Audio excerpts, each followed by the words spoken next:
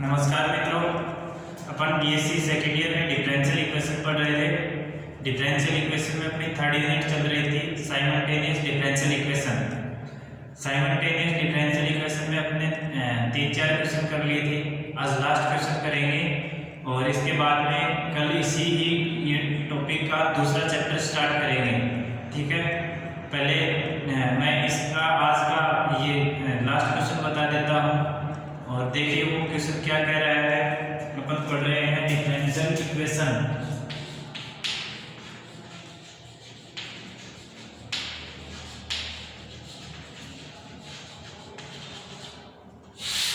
एक चीज और, मैं यहाँ पे लगभग एग्जाम्पल करवा रहा हूँ क्लास में, कुछ एक छूट भी जाते हैं।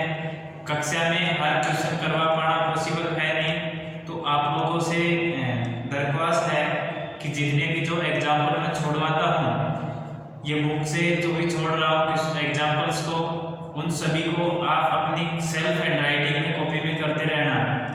और जो लगे आपको एग्जाम की दृष्टि से एक्सरसाइज का क्वेश्चन इंपॉर्टेंट है या जिस पे लिखा हुआ है कि वो पहले आया हुआ है किसी भी यूनिवर्सिटी में, तो उस क्वेश्चन को भी कर लेना।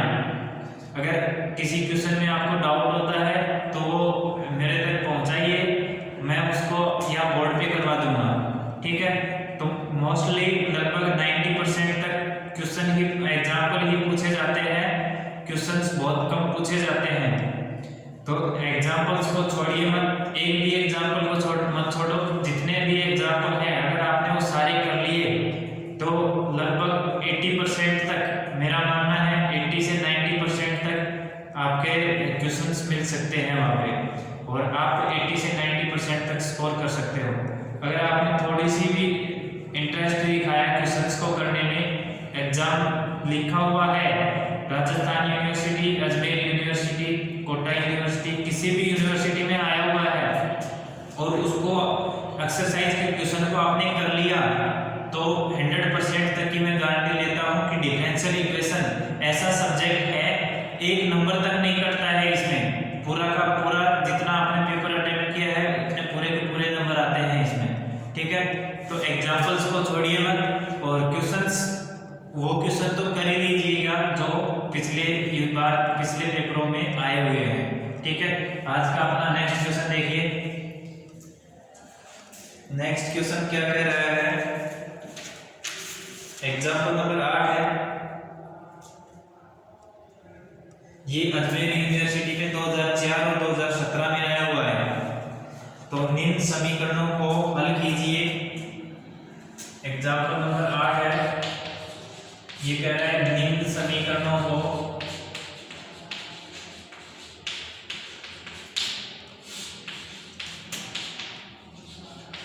हल कीजिए।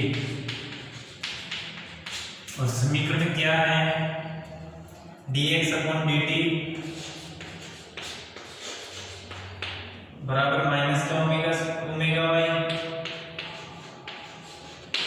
और dy अपॉन dt बराबर ओमेगा x। प्रदर्शित कीजिए कि बिंदु x y एक वृत्त पर स्थित होगा। सिद्ध कीजिए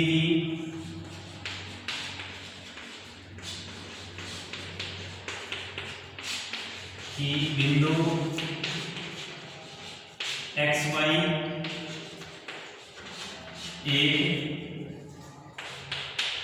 वृत्त पर स्थित होगा।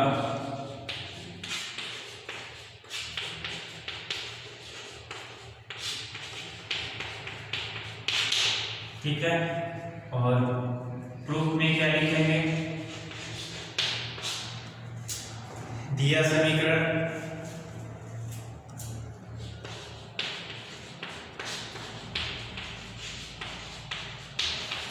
क्या दिया है, dx अपॉन dt बराबर माइनस का ओमेगा y। समीकरण 1 लिखो, dy अपॉन dt बराबर ओमेगा x। समीकरण 2 लिखो। अब देखो समीकरण 2 है, समीकरण 1 dx अपॉन dt बराबर माइनस का ओमेगा y है।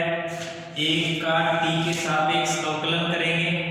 समीकरण 1 का t के सापेक्ष अवकलन करने पर या डेरिवेटिव करने पर डेरिवेटिव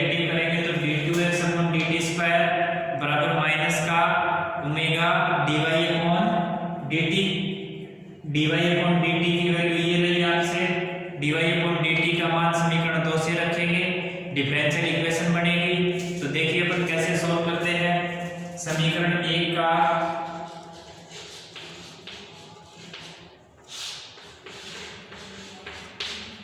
t के सापेक्ष अवकलन करने पर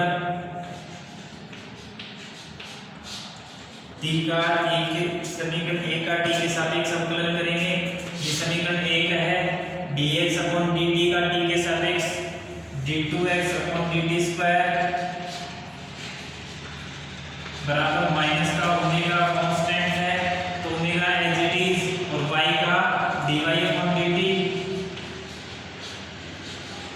ठीक है, अब देखो dy अपॉन dt है, dy अपॉन dt का मान समीकरण 2 से रखने पर समीकरण 2 से dy अपॉन dt का मान रखने पर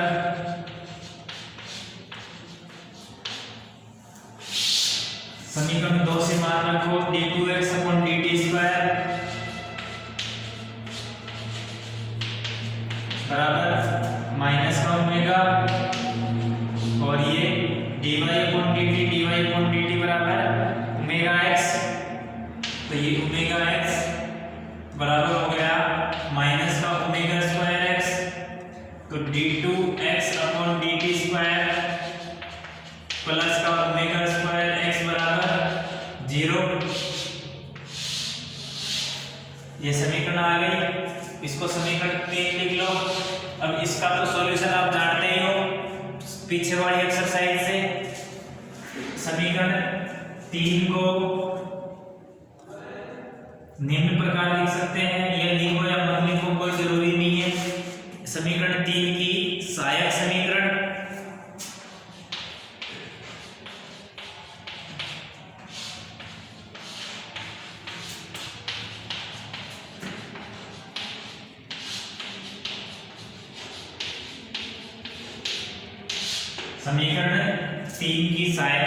सहायक समीकरण के लिए क्या लिखते हैं, d अपॉन dt की जगह m, d square upon dt square की जगह m स्क्वायर, या इस d अपॉन dt को कैपिटल D लिखें और कैपिटल D लिखने के बाद capital D equal to m और राइट साइड में 0।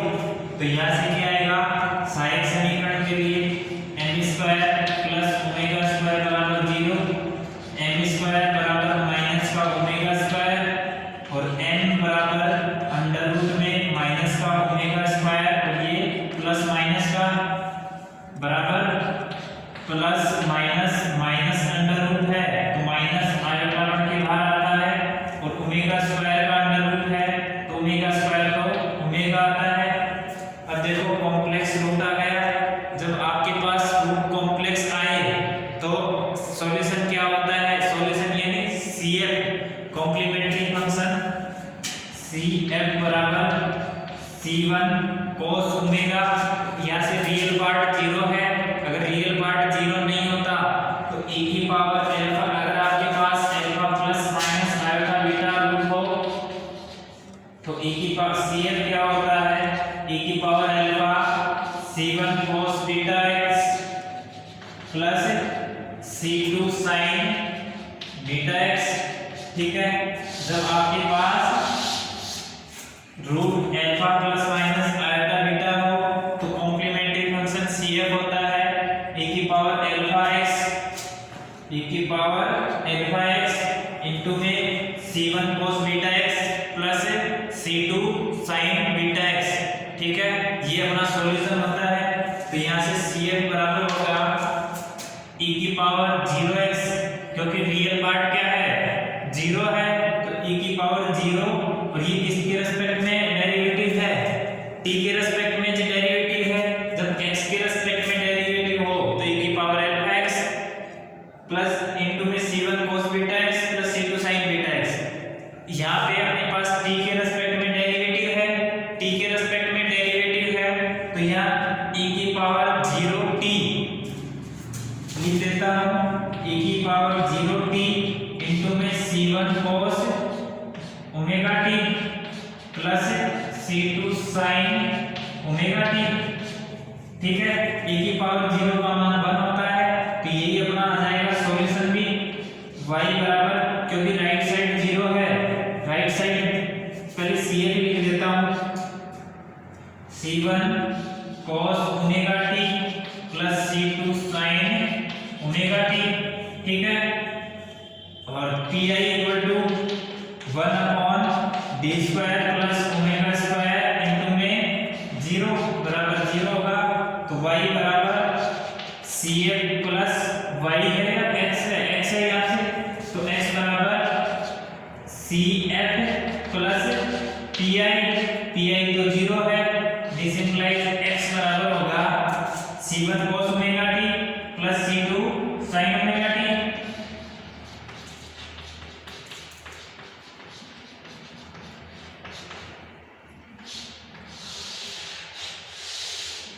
समीकरण 1 2 मान ली थी, समीकरण मान लो इसको 3। x बराबर दे रखा है, x बराबर दे रखा है, और सॉरी x बराबर आ गया अपने पास। अब देखो इसका डेरिवेटिव करो dx अपॉन dt, और वो डेरिवेटिव करोगे t के रेस्पेक्ट में, तो dx अपॉन dt आएगा, वो मान समीकरण 1 में रखेंगे और वहां से ओमेगा की वैल्यू आएगी। तो देखिए आगे करते हैं अपन, मैं इसको मिटा देता हूं।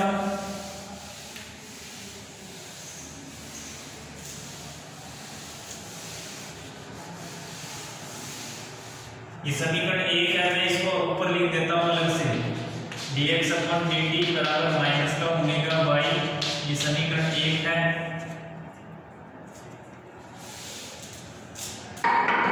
समीकरण 3 का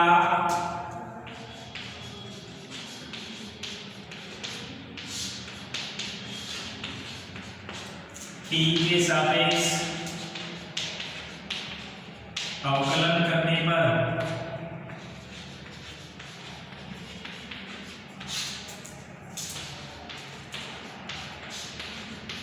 समीकरण 3 का t के सापेक्ष अवकलन करने पर, समीकरण 3 का t के सापेक्ष क्यों किया, क्योंकि समीकरण 1 अपने को दे रखी है dx अपॉन dt बराबर माइनस का ओमेगा स्क्वायर y, तो dx अपॉन dt x अपने पास है, तो इसका अवकलन करेंगे t के सापेक्ष, तो वो मिल जाएगा अपने को। तो dx समीकरण 3 का t के सापेक्ष अवकलन करने पर, तो x का dx अपॉन dt बराबर C1 cos का डेरिवेटिव क्या होता है, cos का डेरिवेटिव माइनस साइन, और साइन का डेरिवेटिव cos, तो C1 cos ओमेगा t का माइनस का साइन ओमेगा t और omega as it is, plus C2 cos omega t का साइन ओमेगा t का डेरिवेटिव, साइन का ओमेगा t का डेरिवेटिव होता है cos ओमेगा t इनटू में ओमेगा। ठीक है, तो इसको लिख लो माइनस का omega C1 sin omega t plus C2 omega cos omega t। उपयुक्त मान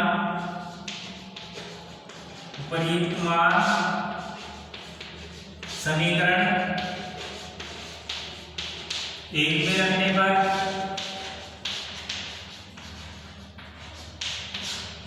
समीकरण 1 में रखेंगे, तो dx अपॉन dt याद रखो माइनस का omega C1 sin omega t plus C2 omega cos omega t बराबर माइनस का ओमेगा y, माइनस का ओमेगा से भाग देने पर, माइनस ओमेगा से भाग देने पर, पूरी समीकरण में भाग दे दो दोनों तरफ, भाग देंगे तो ये माइनस ओमेगा से minus omega cancel, C1 sin omega t minus का ओमेगा से ओमेगा कैंसिल, या प्लस है तो माइनस आ जाएगा, C2 cos ओमेगा t बराबर माइनस ओमेगा से माइनस ओमेगा कैंसिल, ये y बराबर आ गया। समीकरण 3 ये था, समीकरण 4 ये है। अब अपने पास दो सॉल्यूशन आ गए, समीकरण 4 और 3, दो सॉल्यूशन आ गए। लेकिन अपने को क्या रहा है इक्वेशन कि x और y है वो एक सर्कल की इक्वेशन है, सर्कल पर बिंदु है। देखो ये कह रहा है प्रदर्शित कीजिए कि बिंदु x y एक वृत्त पर स्थित होंगे। अब देखो वृत्त पर स्थित होने के लिए अपन क्या करते हैं, मैं मिटा देता हूं इधर से थोड़ा।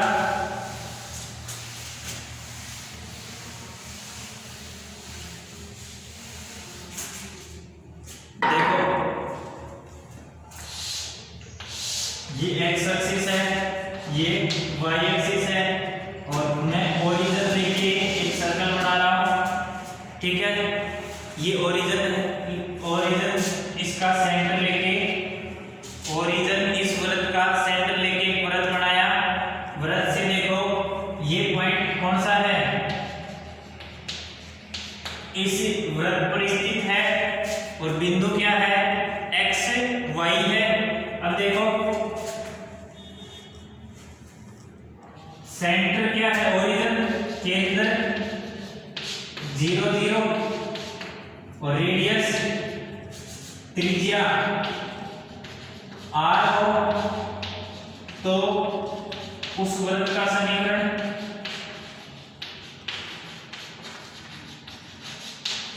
क्या होता है, x माइनस 0 का स्क्वायर प्लस y माइनस 0 का स्क्वायर बराबर r स्क्वायर। ये समीकरण होता है जहां x और y क्या है, इस वृत्त पर स्थित बिंदु के निर्देशांक है, इस वृत्त पर स्थित बिंदु के निर्देशांक है। तो देखो इस वृत्त का समीकरण क्या होगा, इस वृत्त पर स्थित बिंदु के निर्देशांक ये है, और ओरिजिन केंद्र इसका 0 0 है और त्रिज्या r है। तो उस वृत्त का समीकरण क्या होगा, तो x माइनस 0 का स्क्वायर प्लस y माइनस 0 का स्क्वायर बराबर r स्क्वायर होगा। अब अपने पास देखो ये x है, ये y है, वो x है और ये y है। अब इन दोनों से देख के बताओ कि ये वृत्त के समीकरण हो सकते हैं क्या। वृत्त के समीकरण होने के लिए x माइनस समथिंग का square plus y minus something का स्क्वायर बराबर जो भी राइट साइड में आएगा उसका होल स्क्वायर आना चाहिए। अब देखो समीकरण 3 व समीकरण 4 को वर्ग करके जोड़ने पर समीकरण 3 व 4 का वर्ग करके जोड़ने पर 3 व 4 का वर्ग करके जोड़ेंगे तो 3 का लेफ्ट साइड में, राइट साइड का राइट साइड में, इधर x स्क्वायर है, इधर x है तो x का स्क्वायर, इधर y है तो y का स्क्वायर, तो x का स्क्वायर प्लस y का स्क्वायर बराबर x का square c1 cos omega t plus c2 sin omega t का square, c1 cos omega t plus c2 sin omega t का square plus c1 sin omega t minus c2 cos omega t, c1 sin omega t minus c2 cos omega t और whole square. अब देखो left side में तो as it is रखो, right side में whole square खोल दो, equal to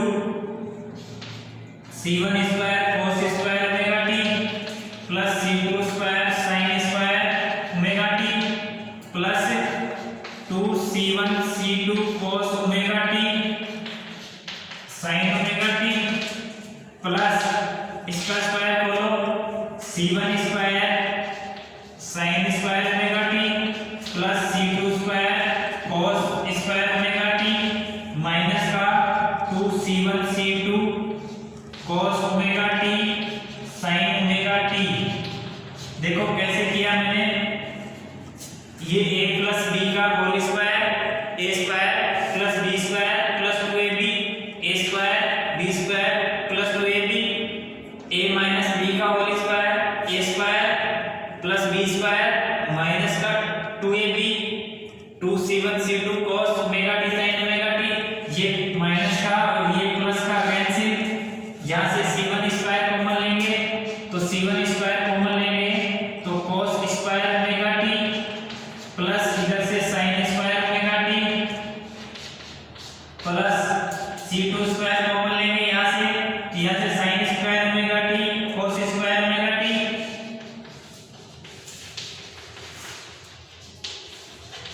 ठीक है, इसकी वैल्यू 1 होती है, इसकी भी वैल्यू 1 होती है, तो x square plus y square बराबर लेफ्ट साइड में क्या चल रहा था, x square plus y square बराबर c1 square plus c2 square, और c1 square plus c2 square को क्या लिख सकते हैं, x square plus y square बराबर under root c1 square plus c2 square का होल स्क्वायर। यह है उस वर्ग का समीकरण है, यह उस वर्ग का समीकरण है जिसका केंद्र 0 0 व त्रिज्या c1 plus c1 square plus c2 square का अंडर रूट है। यह है, इसको समीकरण नंबर दे दो 5, समीकरण 5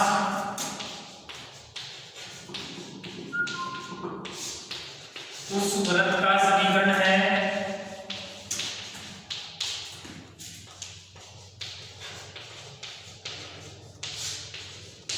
जिसका केंद्र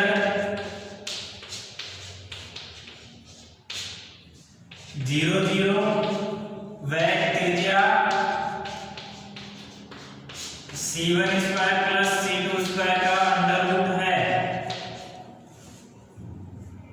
जिस पर